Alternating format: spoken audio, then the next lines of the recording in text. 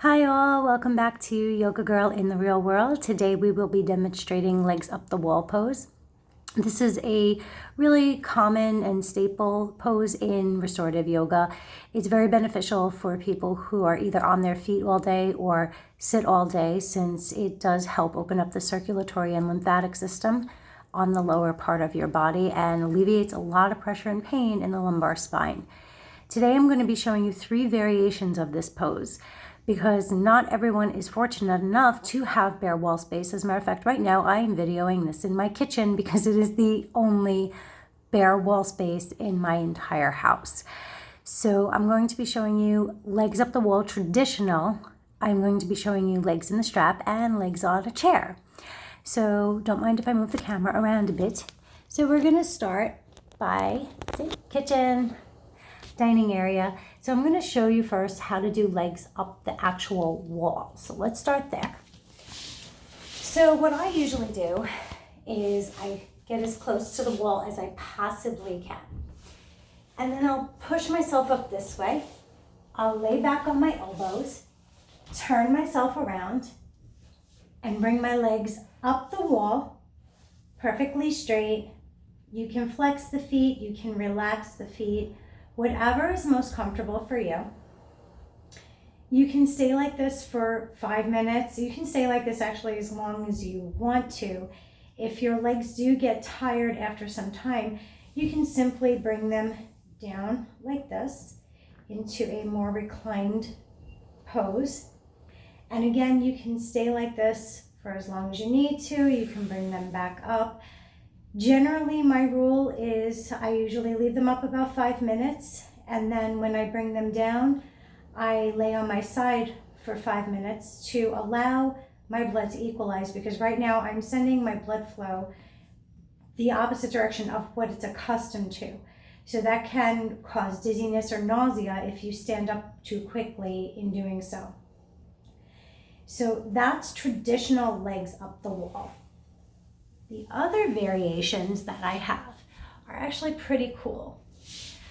If you have an issue where you're not flexible or your hamstrings are super tight, this is going to be really helpful for you. And don't ever feel ashamed if you can't get all the way up to the wall. I couldn't either when I first started. It takes time. Hamstrings, most yoginis will tell you, will teach you patience, because they take a really long time to stretch and work out. So there is a variation, legs on the chair, as I've come to call it. Now, this can be done with a freestanding chair like I have here. It can be done on your couch. If your bed is low enough for you to do it, you can do it there too, wherever you're comfortable. So again, you scooch up as close as you can. You bring yourself forward, and you bend your knees, and you allow the bottom half of your legs to just rest on the seat of the chair. When you are in this position, if you find that your legs are getting tired being up here like this, again, you can bring the soles of your feet together and use the seat of your chair to balance on. I don't recommend this with a freestanding chair. I'm actually pressing very lightly with the sides of my feet right now. If you have a more stable chair like your couch or a recliner or something, that's not going to do that. So that's what you want to look for. If you're flexible enough and comfortable enough to use a freestanding chair, go right ahead by all means. So now I'm going to show you what I've come to call legs in a strap. This is what I normally do, because normally I don't do yoga in my kitchen, but I wanted to show you, if you do and you are fortunate enough to have bare wall space, I wanted to show you how that's done.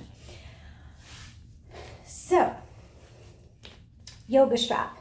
If you do not have one and you don't have the means of obtaining one, you can also use a long belt from a robe or even a very long towel, although the towel I generally steer away from, simply because you can't always grip it as well as you can something slimmer like this. So if you have a long belt robe, it'll suffice. You want to bring your knees to your chest. You want to flex your feet, okay? And you're going to take your strap and you're going to bring it around the bottom of your feet, and you're going to use the strap to guide yourself to lift your legs and elevate them. When you're doing this, I can go this high now, but I couldn't always. If you have knee injury or you have a knee problem, you want to bend the knee a little bit. Your knees are your weakest joints in your body. You always want to protect those knees. Those are very important. And you're probably going to start lower on the strap, like here or maybe here.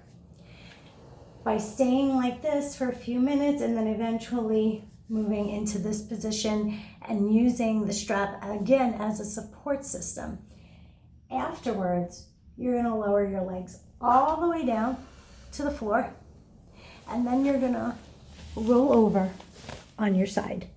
And by doing this, you're going to allow your blood to equalize. This part of the pose holds true whether you're doing legs up the wall, legs in a strap, or legs on a chair. This part you cannot forget.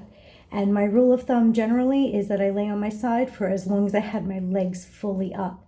So if I have my legs up for a full 3 minutes, I'm going to lay on my side for 3 minutes to allow my blood that time to just equalize and stabilize, so I don't get vertigo or nausea or anything of that nature, because that can happen. Now, when you're in this pose, if you watched the video before this and you saw my lesson on breathing, this is one of the poses that you can use the 3-part yogic breath when you have your legs up, and you can use the breathing from the diaphragm, 3 breaths. Breathe diaphragm, ribs, 3 breaths.